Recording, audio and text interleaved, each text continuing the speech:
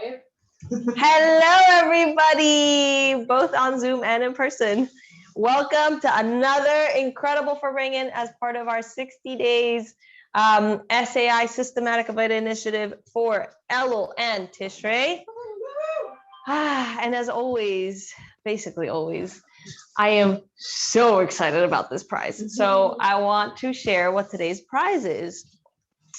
Well, as many of you know, the name Chana and Rebbetzin Chana and everything that has to do with Rebbetzin Chana is very near and dear to me.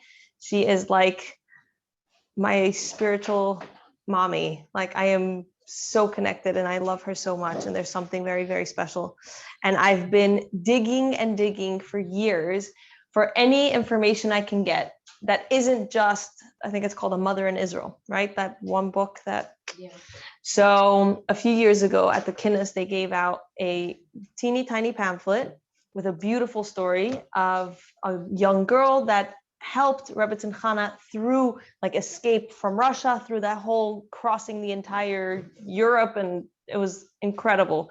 So at that point, we made a print with the Living Chassidus logo, and we did like a whole thing with it, and it was really, really special. If you're giving me weird looks, you can I will give you a copy after this.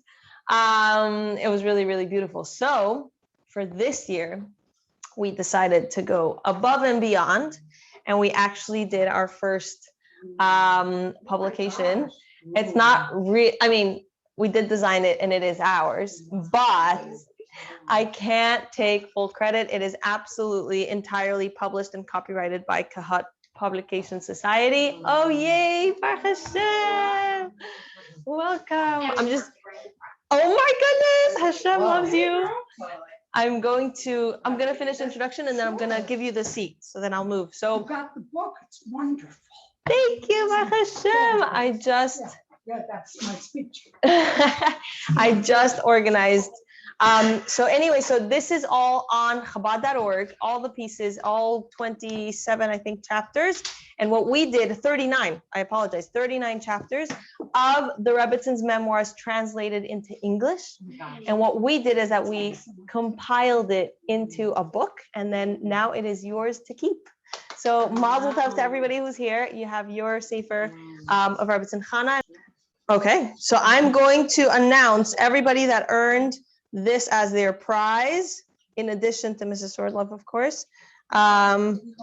Yes. Can you tell some people to text if they want me to ship their stuff now? Yes, and if you're out of town and you would like Adina to ship your stuff, your prizes, please text her right away.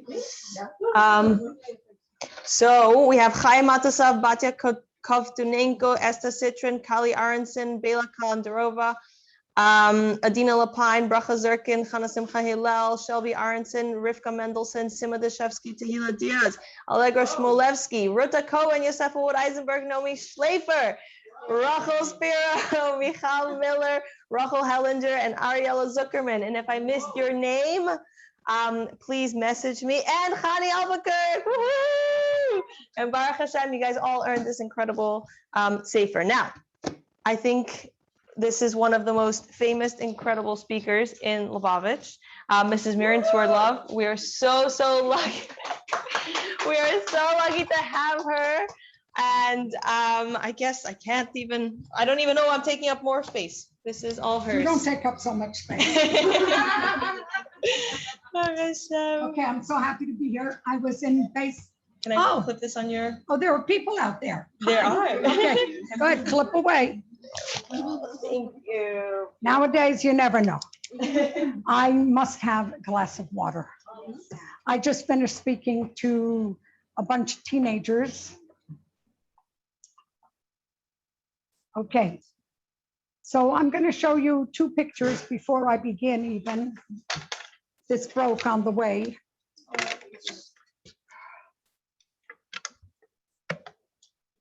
No one is allowed to say, "Oh, you were so skinny." No one is allowed to say that. Where are you? I'm so skinny, you can't tell. Oh, there's a camera. This is me. Oh, wow. And we sang for the 7th annual Neshei Chabad convention. And you notice all the ladies I don't think you know the names, but I'm going to say them anyhow because I think they deserve to be named. This is Rebbetzin Chana Popak, Mrs. Because I really believe that we only have two Rebbetzins, Rebbetzin Chana and Rebbetzin Musya. But some of these ladies are, I don't know. Rebbetzin Chana Popak, Miriam Popak, Alaa Shalom, she was one of the presidents of Neshei Chabad. Zelda Nemes, who was very, very active in Neshei Chabad. My sister Leah Khan. Tema Garari, who was the head of Neshei Chabad. Rebbetzin Groner, Reb Leibel Groner's mother. She's Rebbetzin. Our Rebbetzin Chana and Mrs. Gorodetsky next to her. Now, if you notice, no one is looking at us except for one woman. Do you see it? Yeah. You want to pass this around? Yeah. I'm sorry, this broke. I'm going to have to get me another one. Rebbetzin Chana is the only one that even bothered to turn around. My sister Leah is sitting there and I laugh at her all the time. I said, you were too flippin' busy worried about your little chapeau. She's wearing a chapeau, a flower on top of her head. So she was sitting so prim and proper to be good for the picture. She didn't turn around to look at me while I was singing. Rebbetzin Chana bothered. But you know the beauty of it is? She must have only turned around once. And the photographer got it. It could be the rest of them turned around, though I know them, I don't think so. L'chaim. Bobby, which one are you? The youngest, thinnest, prettiest one. No, I'm in front of the mic. I look like Bossy, yeah. I'm in front of the mic. Oh, wait. I know your boss. Yeah, yeah, that's right. Now, so I have to tell you about Rebbetzin Chana was just the most loving person. She was an approachable Rebbetzin.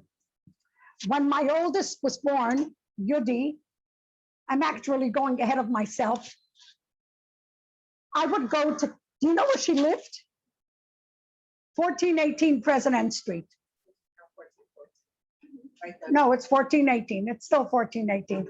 But 1414, no, just took the whole thing and calls itself, but in the city rosters, it's 1414 and 1418. 1418 President Street. In fact, tonight at 9 o'clock, there is a program with all the Friedman boys, like Avram Fried, and they lived upstairs, and Rebbetzin Chana lived downstairs. And when Avram Fried was a little boy, he sang for Rebbetzin Chana, and she said something about, oh, he's going to be something when he grows up. And he is. Okay. So she used to, I'll tell you, I don't know from where to start because you're adults, but the kids, I had an exact. Rebbetzin Chana loved people. And when you read this, you'll come out with one word. If you're sensitive, you'll come out with one word. You know what that word is? Lonely. She was lonely. The Rebbe used to come once a day at night for 15 minutes. And he didn't come and say, guess who's getting engaged? The hoe. I mean, no, once, that's all, and give it, just show it to her. He didn't come and talk Narishkeit, he came out of, give me a word. Yeah, that's the, yeah, but it soften that, covered. But really, obligation, of course. So he came every day, but he didn't hang around. In fact, my sister Leah was there very often when the Rebbe would come, and she would want to run away. And Rebbetzin Chana said, don't. He'll be so happy that I have somebody here. Rebbetzin Chana loved nigunim. What's your maiden name? It's driving me crazy. Was I your mola? I was your mola. I was your mola. No? I was. What? Oh, okay. I knew. That's the same. What's your name? I forget. First name? I'm sorry, I forget stuff. Rebbetzin Chana loved to sing. I love to sing. I don't sing well. I don't have a good voice, but I sing correctly. Like a niggin is a niggin. And I'm not talking about the little nigunim. I'm talking about balachs, charitonov nigunim. And I feel so bad. Why didn't I take a few women or girls that sang to go and sing with her? She loved to sing so, and music, real music. Not Mary Haddle. She would go to in Mykolaiv, where her father was the Rav, she would go to the home of the Charitonovs. They're the ones that wrote the big nigunim, heavy nigunim. She would go and sit in their house for 3 hours every Shabbos just to hear them sing. Now, what do you know about somebody who likes deep nikina? What? They have deep neshamas. Yeah. She was a beautiful woman, physically a beautiful woman. And just for us women, because I think it's so cute. Oh, if my sister heard me say that, I said it was so cute, she would unsister me on the spot. When they got engaged, you know who read the Shidduch? The Rebbe Rashab. That's almost like by you. Yeah, that's also pretty big there. The Rebbe Rashab read the Shidduch. And he wanted to wear a casquette. Reb Leivik wanted to wear a casquette. She wanted him to wear a regular black hat. And she was so proud because she got her way. When she was very young, she became the Rebbetzin in a city called Yekaterinoslav. Now, do you know your world history? Why was it called Yekaterinoslav? What? Catherine the Great, of course. What happened when the communists came in? Was it still Yekaterinoslav? Of course. Anything to do with Malchus went. Communism came in and they called it Dnepropetrovsk. I'm so happy they didn't hyphenate it. Thank you for laughing at the right place.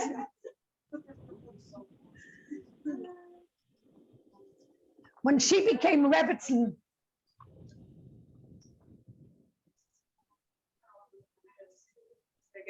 yeah. I have a son-in-law that's English, and they say never tell an Englishman a joke in the summer because Yom Kippur and Shul, he's going to finally get it.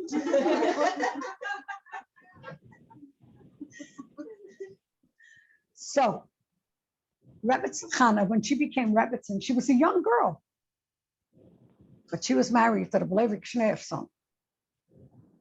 Big.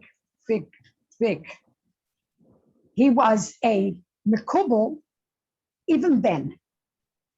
He wasn't a Oberflächlich person, but he knew how to deal with the Zionists in the city. It was a very intellectual Zionistic city. He knew how to deal with the intellectuals. He knew how to deal later on Zionists. Yeah. He knew how to deal with all the isms. He understood them. He knew how to talk about them. And she was his right-hand man. They had 3 sons, you know.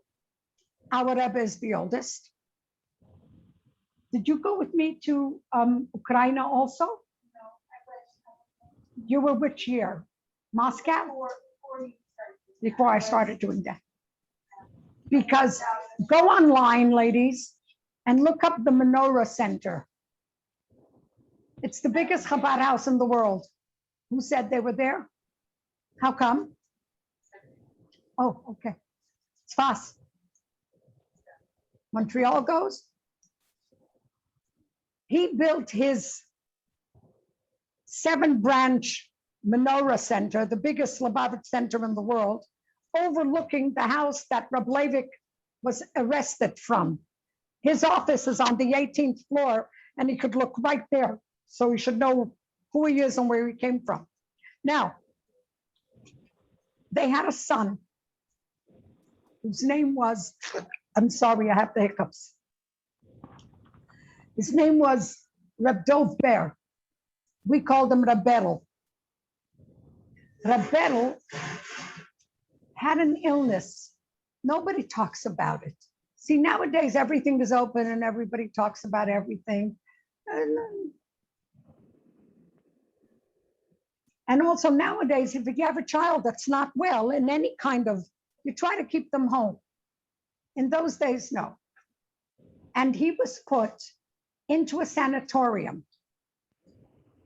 Today, it takes a half an hour to get there from Dnipro. Then it took an hour and a half on terrible roads. She used to go visit him as often as they allowed. I don't hear you. Not weren't allowed. It wasn't done. It wasn't done then.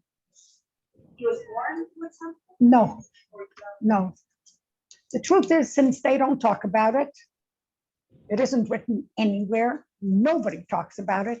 I have an inkling what it was, but if they don't say anything, I ain't not saying anything because I don't really know. But he was put in a sanatorium, not a hospital. A sanatorium is for illnesses not to do with physical ailments. You got it. Yeah, I don't know what it was. But I do know that Reb Leivik said about him that he was brilliant. I know nothing else. When Reb Leivik was taken in those of you who are married and those of you who will be married, please listen carefully. He was taken Erev Pesach 1938. Rabbi Kamenetsky's window goes on to that house. Rebbetzin Chana went every single day. So does my camp. We didn't go every day, but we went to every one of the offices. She asked, "Where's my husband?" And they said, "Adna minutishka," and they looked in the papers and they said, "We don't know." What do you mean you don't know? What do you mean you don't know? You took him. We don't know. She would come back the next day. It took a year for her to find out where he was. A little less than a year. She used to bring food. Once a week, you were allowed to bring food. And they told her which day. One time that day was Shabbos. She asked the Goya that maybe cleaned the house, I don't know, if she would bring the food.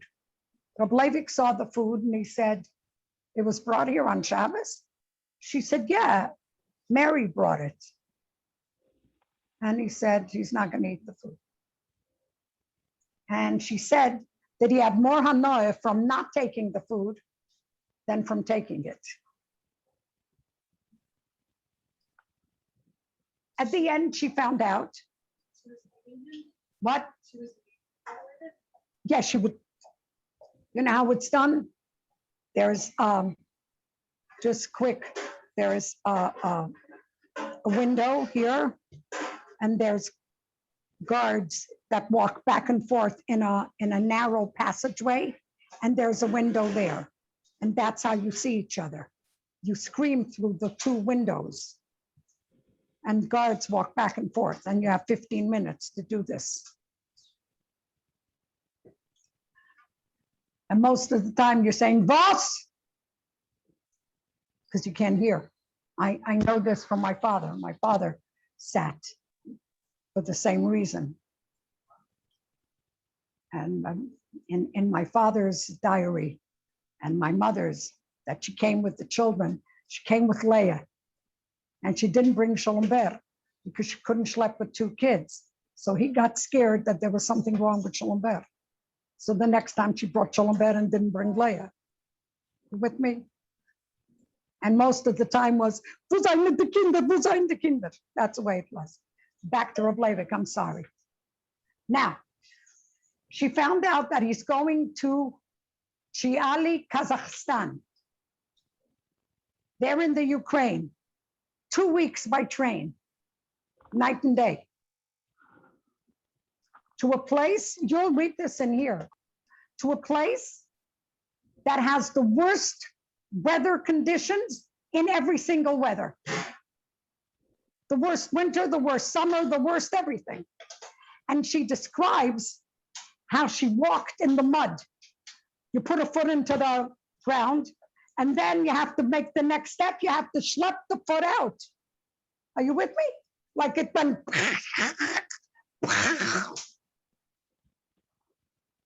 They couldn't find a room. They finally found a room. I don't want to go into detail, but the mattress was a living mattress. They were always hungry. She never had bread. She used to go to town with those feet and got bread, a half a loaf, and it lasted 2 days. The Goya that they lived in her house had these big loaves that she used to tear apart and throw to the pigs. The pigs were her pets. That's the life she lived. Oh, I forgot the most important thing. Goodness gracious. She had to make a decision. Is she going to go with her husband, or is she going to stay so she can see her son? Ladies, I already told you what she did. She went with her husband. I don't want you to think about her. On one of my trips, my cousin Dina was with us. You all know my cousin Dina. She's Yitzi's wife. You all know Yitzi? Yitzi, what's his last name? Horowitz. She's Yitzi Horowitz's wife. And Dina said to me, you know, I make that decision every day of my life. Am I going to be with Yitzi all day? Or am I going to take my kids to the park or to the swimming pool or ice skating? And I make the decision to be with my husband.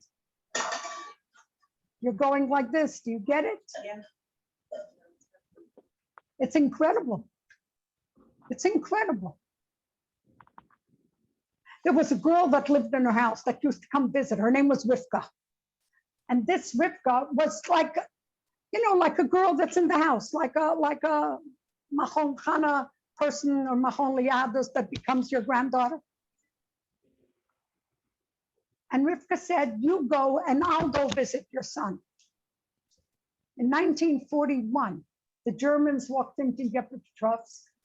What did the Germans want of the world? What did they say? A pure race. So what's the first place they went to? The sanatorium.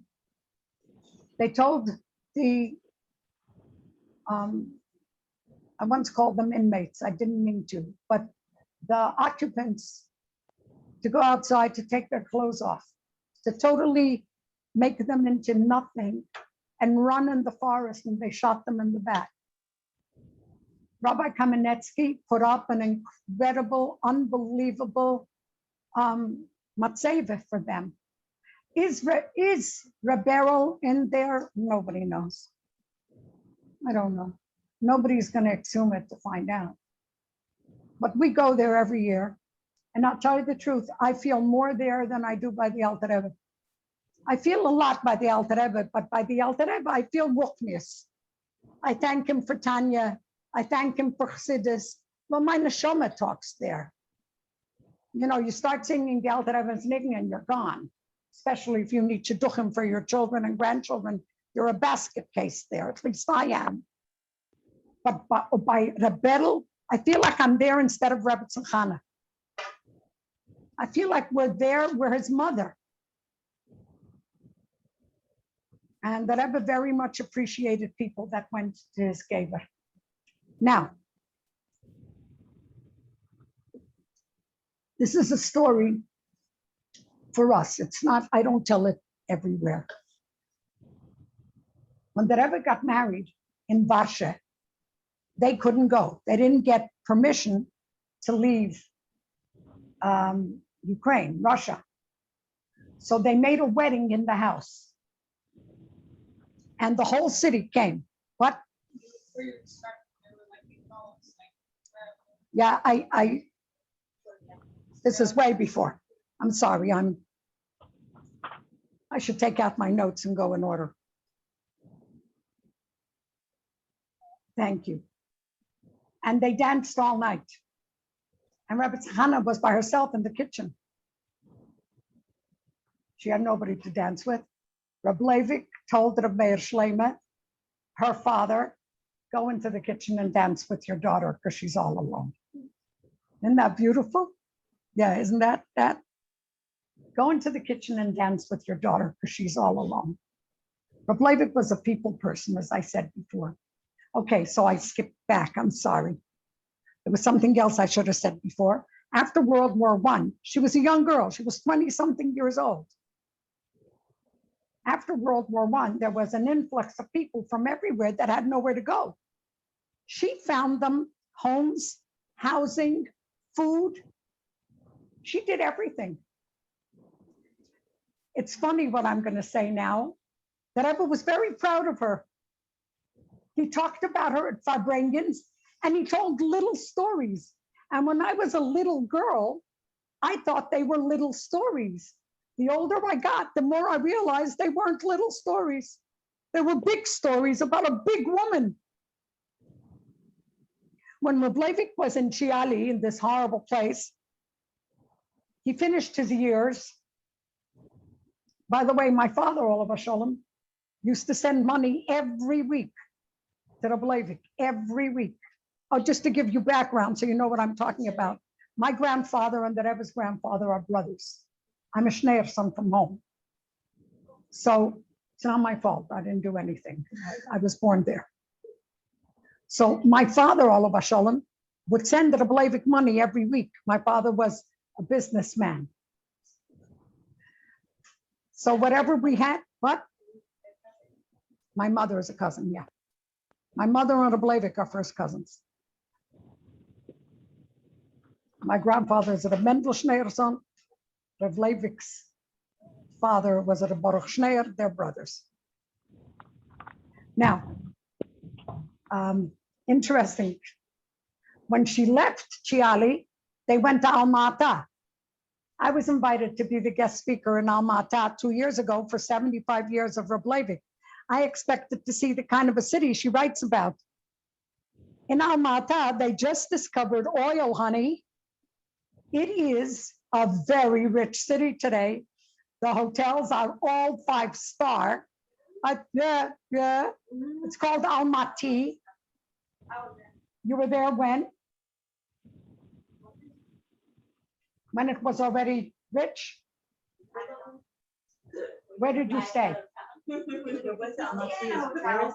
What? American standards, it would be a normal hotel, like not fanciest, but not a 3-star, but by them, that was like the fanciest. No, we stayed in Mamish.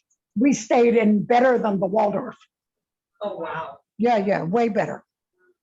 The people that made the 75th brought in party planners from Israel. You got to see the breakfast and the lunch, and you know me, I hear food, I'm happy. Yeah.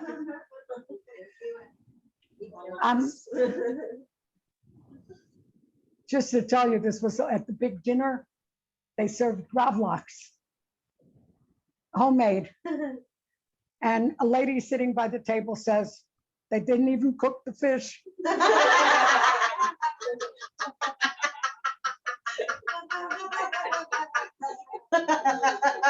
So I thought, yeah. I'll take your piece. No, she's the one who, her son sent her caviar, and she said to her son, the jam that you sent me is a little salty. Yeah. Okay, let's go on. Rebbetzin. Reb Leivik actually, again, they don't talk. Reb Leivik had cancer. That's what he died of. But people don't. But the way we were told that he lost weight It was very yellow. What? No, oh no.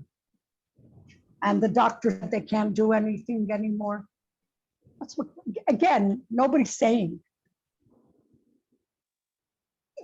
Rebbetzin Chana left the year, as soon as he passed away, Chaf of 1946. In 1947, I wonder if you know about it. Did you ever hear it from me? She stayed in our house. Yeah, I was gonna say, make sure you say that and about when you walk in the other. What? Make Yeah, sure you say that and when you walk in the other. okay. She stayed in our house from Purim till after Shavuos on this rue Place de la République in Paris. The Rebbe stayed in a hotel called Edward VII by Place de l'Opéra in Paris. That's a technical question. Sure. So he passed away in 46. The war was almost the war over. 45, April of 45. May 15th, May 15th, 45. I was born March 45.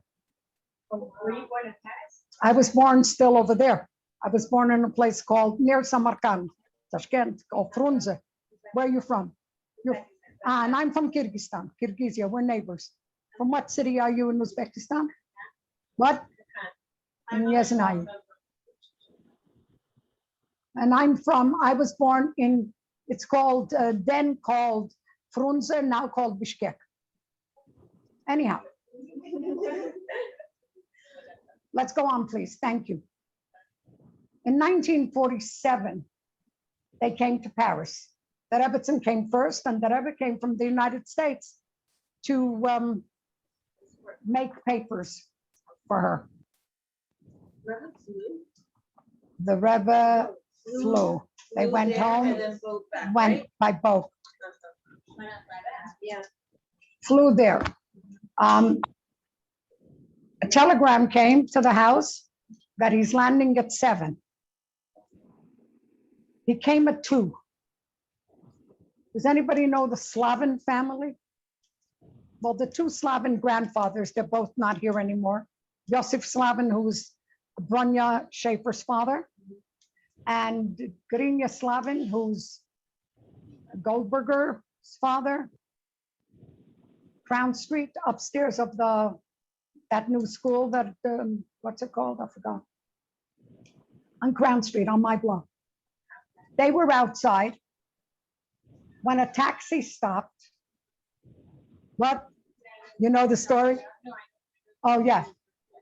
When a taxi stopped and out came, I'm going to take off my pocketbook. Please sit down. When out stepped, I'm sorry, ladies, I don't mean to describe him like that, but that's how he looked. A very well-dressed, very elegant gentleman with a leather hand thing and a suitcase. And they realized this must be him. All of our children, grandchildren, and great-grandchildren know what the Rebbe looks like. Even 27 years after Gimel Tammuz, right? Most of them say Rebbe and look at the wall, yeah? Those days, nobody knew what his name was. Do you remember, do you know what he was called? The Ramash. There was the Rashag and the Ramash. And when he came out of the car, one of the Slavins walked over and said, "It is like the Ramash," so he smiled. I don't think he walked around calling himself the Ramash. So he smiled. And the first thing he said was, you tell me, what's the first thing he said? Vurdi Mama. Now that morning, she had come from Poking, which was a army base, a displaced people army base with terrible ulcers in her legs. Do you know what those smell like? It's horrible. My aunt, Sora, used to wash her feet every day and put on maz, how do you say maz? Ointment. That morning, she woke up, the Rebbe was coming at 7 o'clock at night. She woke up very nervous. anxious. So what do you tell a lady that's very anxious? Come on, and you have to have a whole day with her. What do you tell her? How many years they didn't see each other? You tell me, figure it out. Like 20 something. Exactly 20. Exactly 20 years. And my aunt, who didn't know what to do, what would you do with a lady that woke up in the morning and was very nervous and you had to entertain her for the day? Come on. What would you tell her? Let's go shopping. But not our kind of shopping, yeah? They went for one thing, and she hadn't had a new hat in years. So my Mama Sora took her downtown to get a new hat. When the Rebbe came, she was out buying a hat. So Mr. Slavin, what? He came 2 o'clock instead of 7. So she wasn't home. She wouldn't have been buying a hat if she knew he was coming home. Hadn't seen each other in 20 years. Make the cheshbon. He left in 27 and this is 47.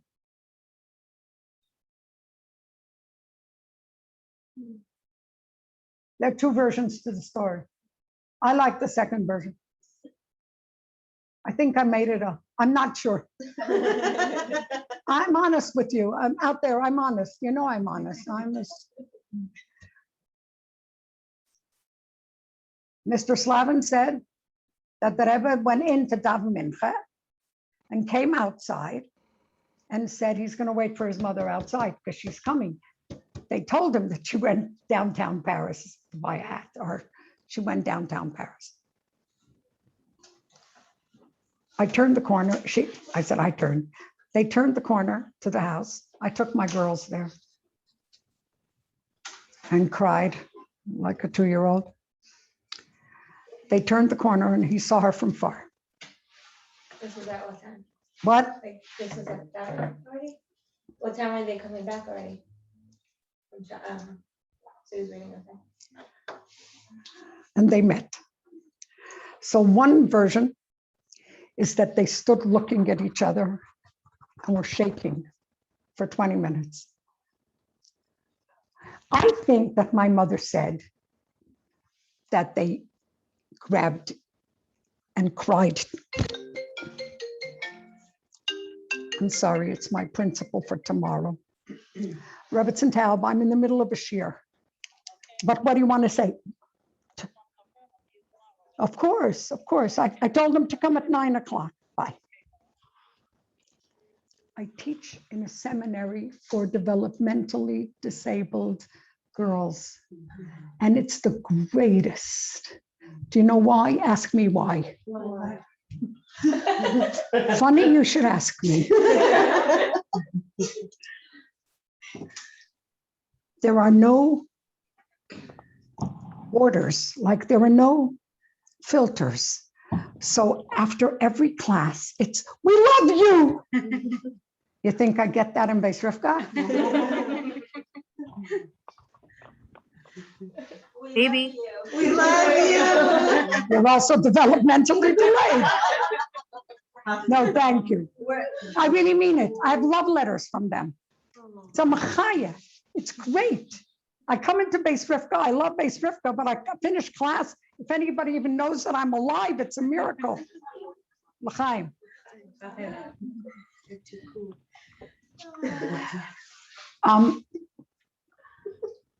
What was I saying? Yes, I like the second version better. Okay. They stayed in our house this was a week after Purim till a week after Shavuos. Now, this is the first time in anybody's life that we knew when the Rebbe's birthday is. Rebbetzin Chana one day walked over to my father and said, Ihr weißt, as morgen is my, and she used his name, Yom Haledes. Ladies, there was no paper plates. Yud Aleph Nisan is 2 days before Yom Tif. The whole city of Paris came. And I think about my mother. How did she do it? My mother and my aunt? It's unbelievable. They had an unbelievable, and on a private note, I was 2. My brother Mully Shmuel Butman was 4. And we had on our forks, mine and Mully's forks and spoons, we didn't eat milchiks. We never ate milchiks Pesach. So it was only Fleischik's forks and spoons. But our forks and spoons had red, not tape. In 1947, was the Gebal tape. Yes, string, not string, fodim, Fabric, thread. Material. Because it shouldn't get mixed up with everybody else's in case we brooked. The Rebbe's had blue because his didn't get mixed up with everybody else's. He didn't eat what everybody ate. With us, they were worried. Are you with me? The other direction. With him, he was very quiet. What he ate, I don't know. Again, you know that they don't talk, right? That generation doesn't talk. It just, hat nicht gegessen, was alle essen. Finished. Schita most probably. I don't know. I have sons-in-law like that. No, I'm very careful. I only buy in one place because I don't want to be asked at the table. What? No, or can I eat that? Or no, so I just go holy moly and that's it. Wait, Rebbetzin Chana came with the Rebbe? No. Oh, I shouldn't have said it like that. No. No, but really it was no. Tell me why it was no. Anybody? Because of the daughter of who she was, or because of her old parents? They weren't married yet? They were married, right? He was an American. Think. Oh, yeah. What? Well, I don't want to say it. You could say, Have you ever met your mother, like your own mother-in-law? not just that. Oh, she If he came, No, like you don't want to hang out with your mother-in-law for like, not just that. He came to help his mother. right. You send your husband by himself to help. To help his mother. If you're there, if you're there, You. Right. he came for one reason and one reason only, to help his mother. Why did it take so long to go back to America? Well, it took a long time to take papers. You're European. You can't figure that out. See, an American can't figure it out because Americans think everything. What? Yeah. Another story. I'm sorry. I keep going off in tangents. We're like, was Rebbetzin Chana strict? Did she go visit Rebbetzin Chana? Did she what? Did she go visit Rebbetzin Chana? Like, once? Or No. It was, let's say, a very correct relationship. But they did like see each other. Yeah, it was, I just said, a very correct relationship. Correct means they saw each other. I'm going to get to that in a minute. My father, all of us, Shalom, used to go with the Rebbe to all of the prefecture, to all the offices. A silly story. And when my father would get to the train station, he paid for his train ticket. The Rebbe said to him, Reb Zalman, ihr habt nicht kein Kartitschke? That's a, like, you know, you pay for 10 and you get 12. How do you say that? Well, today it's a Metro card. Ihr habt nicht kein Kartitschke? Vater said, nee. So the Rebbe says, ich hab ständig zwei. I always have 2. That if one finishes, I should have another one. Why are you paying for 2 extra rides? HaKadosh Baruch Hu chasam ameinu shel Yisrael. Hashem worries about our money. It's not that he was cheap. He was, give me a word. No. Oh, maybe frugal. Ausgerechnet. Practical, yeah. Why waste 2 tickets? It's gonna come today. Oh, I don't know if he said that, but because why waste 2 tickets? Okay. I was going to tell another story, but time is running away. So I'm going to talk about when she came here. Now you asked about Rebbetzin Musya. The Rebbe asked his mother to live with them. Do you remember where they lived? On New York Corner President on the 3rd floor. And the Rebbe asked his mother to live with them. Normal, right? They had 2 bedrooms. Please watch me. He said, "Name." I learned from Hanalea a very good expression. No is a full sentence. And she said, no. She didn't say, no, or no, or she just said, no. No strings attached. And she said something incredible. The first no is the easiest. What would happen if she moved in and things didn't work out? She would then have to say no. What kind of no would that be? Well, she did live with them until she got the apartment at 1418. So she lived with them, but they knew that she was living with them temporarily. Is that brilliant or is that brilliant? Do you think she wanted to live with her son? Sure. But it's not just the son, it's a daughter-in-law. And it's not the same. And that's the way it is. Chas v'sholom, not to say that there was a very correct relationship. But it wasn't, hey, you want to go shopping. But then nobody was, hey, you want to go shopping. Sure. New York president.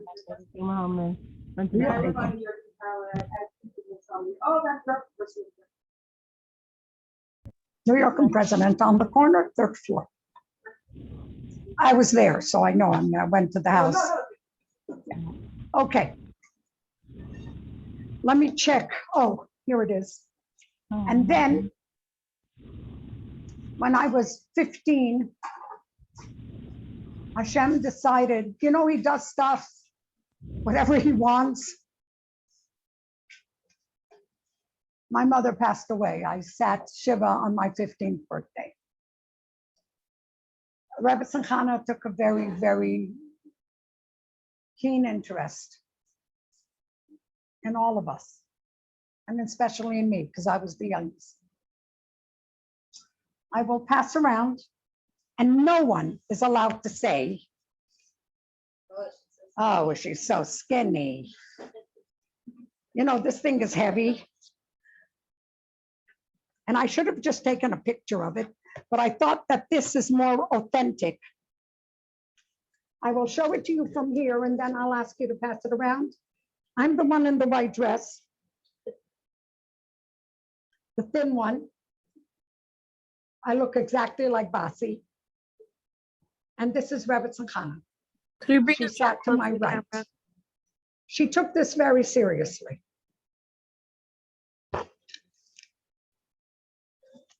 Give it to her, she's gonna take it around. When I had my first child, Yudi, take it and show people which one it is. So when I had my first daughter, Yudi, who's today the shlucha in Mill Basin. In fact, I was supposed to speak by her tonight. I have 3 things tonight. Oh, wow. So we got someone else to go there. Who was your person that double booked? Oh, okay. How does that happen a day before? Okay, not my business. But I need to have something to clap on head for. I would come to the corner of President and Kingston. That's where she stood. Please watch me.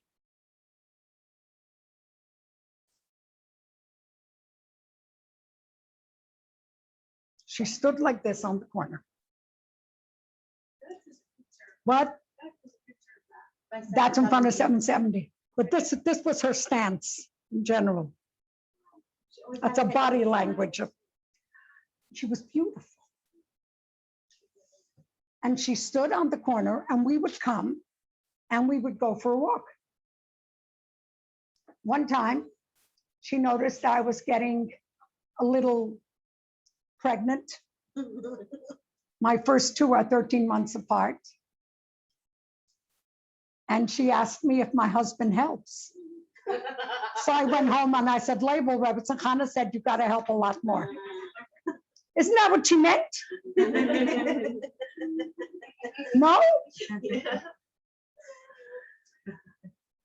My husband's he always tells the story that when he went once, I think half of everybody went to walk by. And as he walked by, she said to everybody, Dossi Merola's man. Merola is what the family calls me. This is Merola's husband. So he said, I will never be a person on my own. I will always be Merola's husband.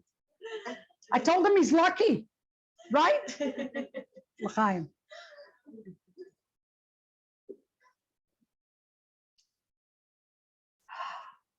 Rebbetzin Chana. When she saw, she was worried about me because 2 babies, 13 months apart. I don't have a mother. My second daughter's name is Chana. Born after? Oh, yeah, she was good. In here. She was born, oh yeah, I closed it. She was born in Tavis. Rebbetzin Chana passed away of Tishrei.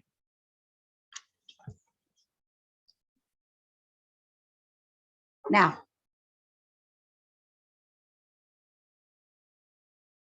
the little stories. The story with the ink. Tell me why the Rebbe talks about that so much. Do you know how many times he told that story? What's so important about the ink story? First of all, did you ever see a picture of that? I saw a picture of the book that Reb Leivik had, and the ink, what? And tell me about the ink. That's right, because she cooked it, and however it came out on the same line, there's different colors, red and green and purple. Did you ever need a pencil and couldn't find one and had to write something down? How do you feel when you don't have a pencil? Reb Leivik had Tata inside and he couldn't write it down. She cooked him ink. Why does the Rebbe talk about that? What are we supposed to learn from it? What? More than Mesiras Nefesh. More than Chesed, more than Mesiras Nefesh.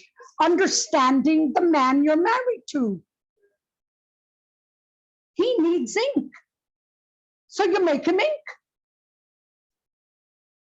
Whatever, you love someone on their terms, not on yours.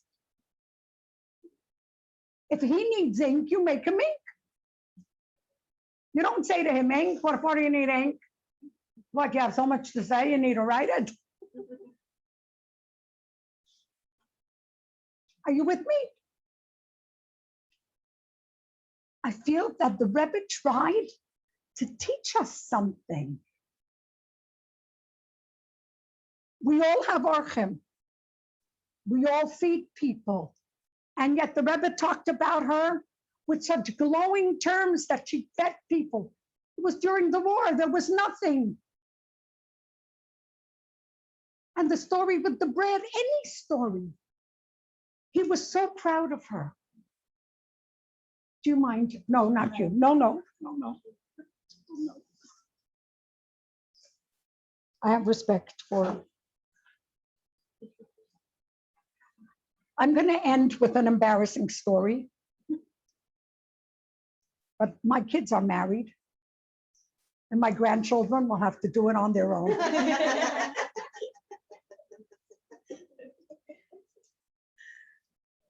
It's a very embarrassing story.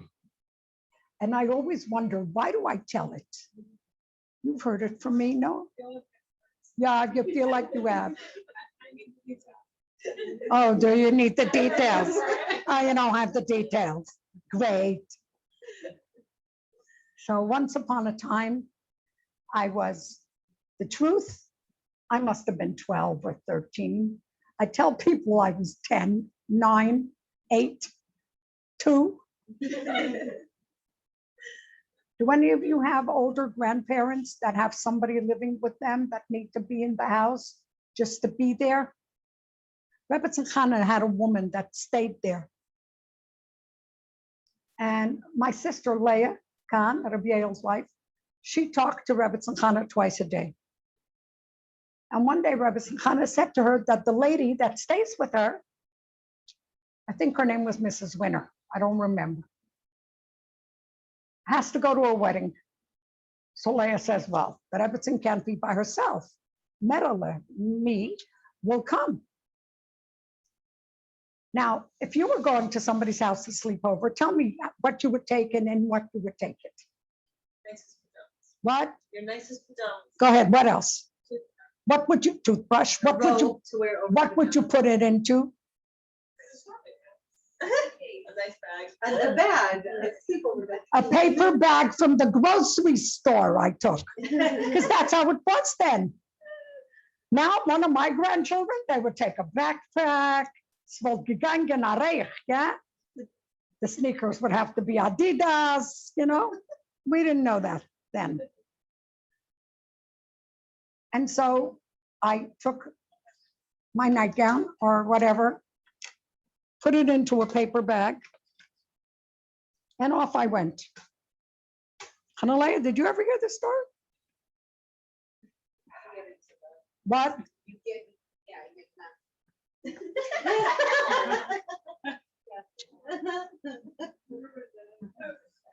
Did you have to tell? Sorry. I leave the house. And my sister Leah has the nerve. She's 12 years older than I am. And she was my mother, really. And she said to me, behave yourself. And I thought, of course. Why is she telling me this? Of course I'll behave myself. I know where I'm going with my paper bag. And I came into the house. There was 2 bedrooms, a dining room and a kitchen. And the Rebbetzin said to me, remember, I'm 12 or 13. And the Rebbetzin said to me, come in kich, we will drink tea. Come to the kitchen, we'll drink tea. Did you ever drink tea at age 12 or 13? In your life, did you drink hot tea? And if you did, I drink tea, but it has a handle. Nah, it was, I think, in a yard side glass. You know what I mean? Those glasses, yeah? The Russian. Yeah, yeah. And there's no sugar in the tea. Boss, I'm in the middle of a class. Anything wrong? Oh, that was the class before. Ask her if she was embarrassed. She said it was good? Then you know it was good. Yeah, okay, I'm glad. Sei gesund. Yeah, yeah, very good, very good. Yeah, but now I'm in the middle of another class. Sei gesund. Love you. I spoke for my granddaughter's class. And I felt so bad for her because, you know, at that age, you don't have mothers and you don't have grandmothers like your. Anyhow, where was I? Tea, hot tea. So I said, this is what Leah meant I should behave myself. I should drink the tea like a mensch. So I'm holding it.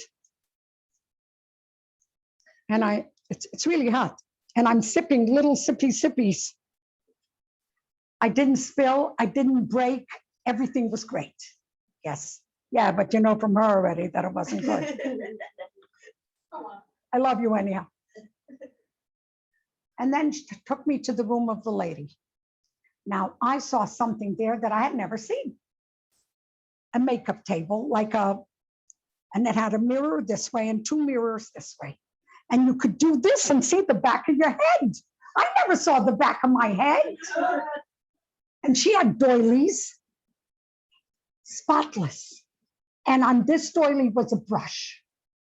And on this doily was a comb. And right in front of me was a very interesting looking cardboard round box. Now, you know, I wanted to know what was in there. So I went, it didn't open. So I went, and it didn't open. And then I went, man, did it open all over. That was face powder. Face powder. Makeup was always a powder. And you know how it flies, right? Like in the air. Everywhere. Just flower. You know the doilies that had holes in them? No more. You know the mirrors, those 3 mirrors? They were covered.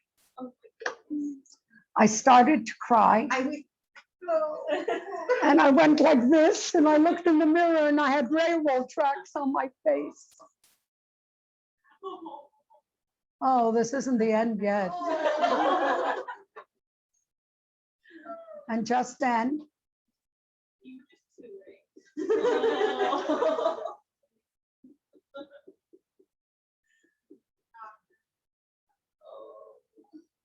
Rebbetzin came in to see how I am.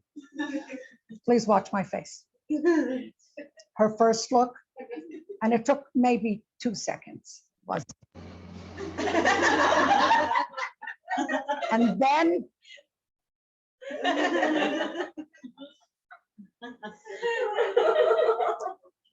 I think that's what Leah meant. And she said, I'm going to bring 2 schmattes. Eina nasse and eina trockene, a wet one and a dry one. Wir wollen das ausreinigen. We will clean it. Wir wollen keinem nicht erzählen, and we won't tell anyone. You know who I was scared of, right? It was between her son and my sister. I don't know if she ever told the Rebbe, but I told Leah. I couldn't keep it in. The Rebbetzin took the doilies to the window, and I did the floor. I remember doing something with the mirrors, but I think she finished it. We covered the box. I don't think there was anything left in there. We put it all back exactly the way it looked before. She took me to my bed, laid me down in it, kissed me on my forehead, and said, "Und jetzt a gute Nacht, schlaf gesund rein."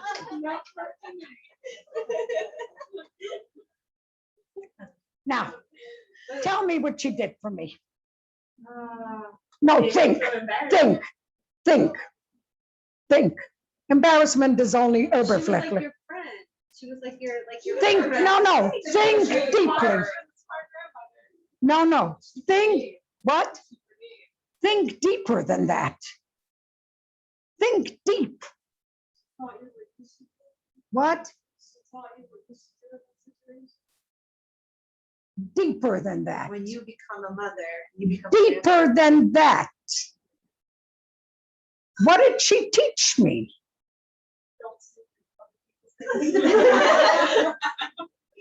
That's oberflächlich. Don't be oberflächlich. Oberflächlich means surface. You're more important than you're more important than the mess. You're more important than Ladies, where are you? Yeah, very, but Stop to protect someone else's. dignity. you're all great. You're brilliant, but you didn't say it. In life, there's going to be problems. You have to solve it. That's what she taught me. If there's a problem, fix it. Now you get it? She didn't just do the problem.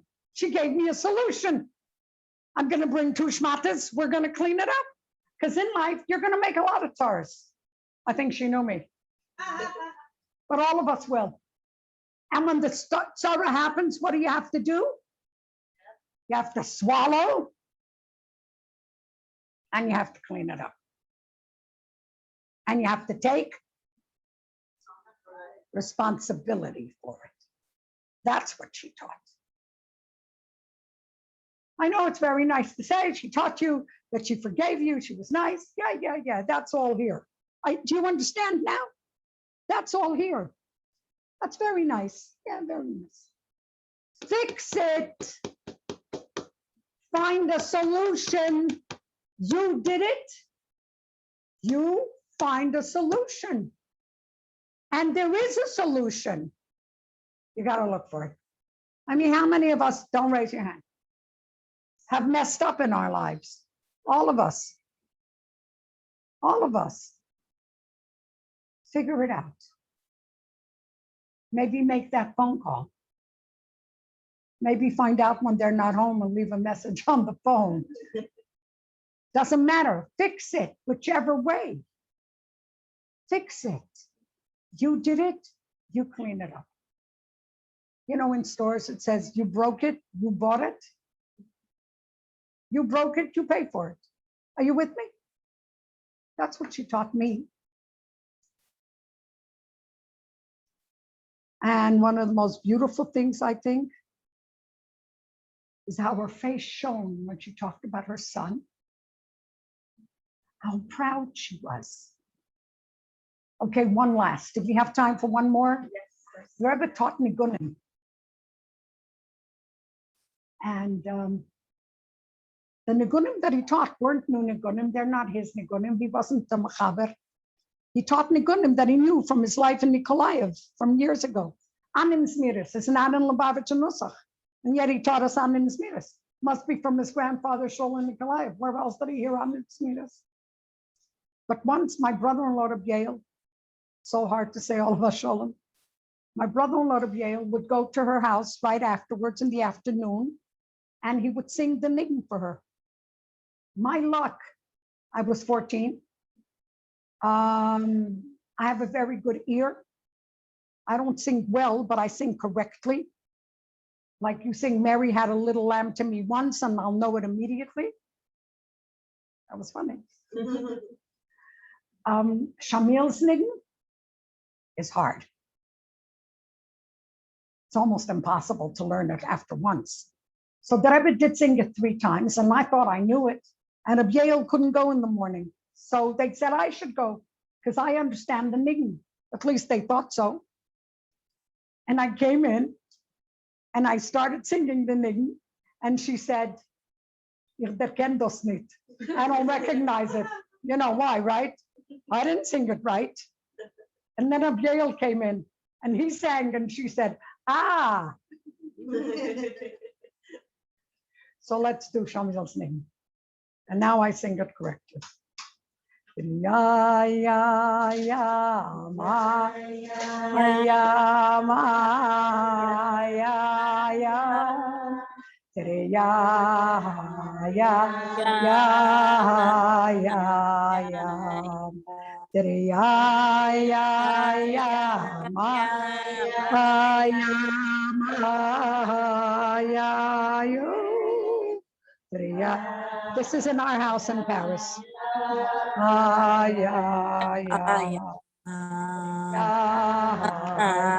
So is this. And these are the 2 Slavic brothers.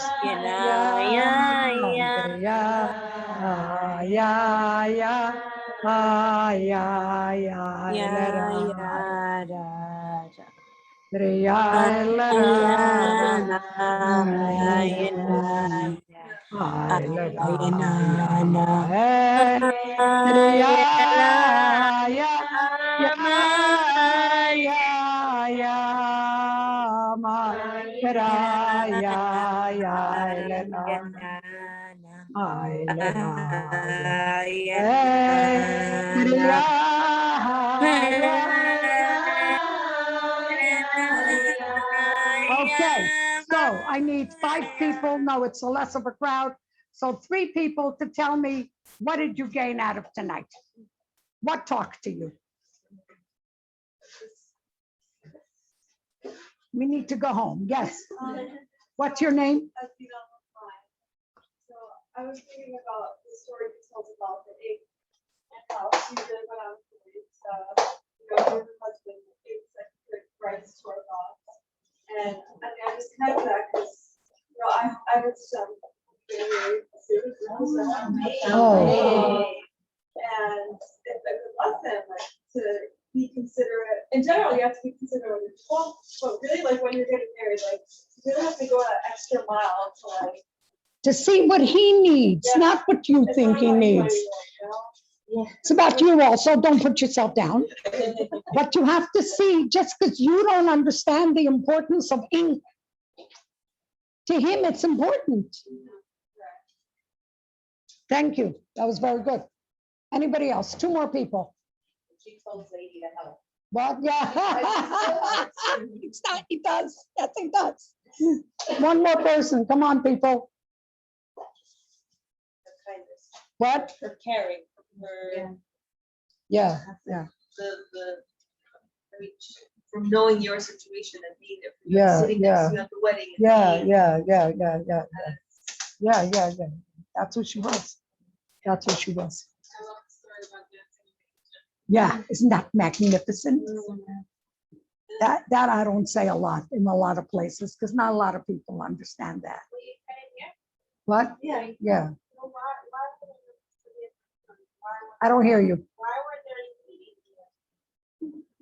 They were home with the babies and. No. It was a different time. It's a different time. Had the counts. Yeah, Like, it was a different time. It dangerous was to go out. dangerous to go out. It was a different time. Women didn't go. First of all, there was no Lubavitcher women. The only people in the town were Zugikumana people. And it was a big deal to go out at night. So Zugikumana means people that, addition to Chabad, they weren't Lubavitcher people.